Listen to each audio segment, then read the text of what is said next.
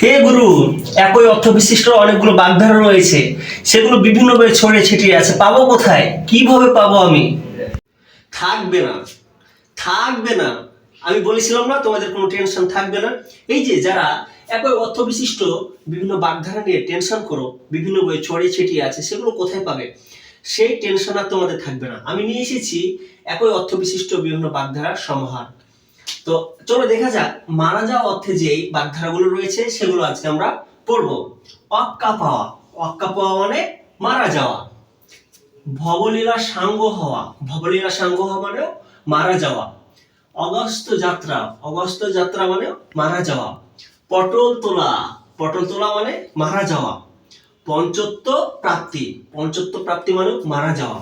এই যে বিভিন্ন বইয়ে আমাদের ছড়িয়ে ছিটিয়ে থাকে, সেগুলো আমরা এক জায়গাতে যদি পড়ি তাহলে অতি সহজেই আমাদের আত্মস্থ করতে সহজ সহজ হবে। কি বলেছিলাম না, কোনো টেনশন থাকবে না? বিশ্বাস হয়েছে তো? এরকমই যদি মজার মজার ভিডিওগুলো পেতে চাও তাহলে আমাদের সাথেই থাকুন।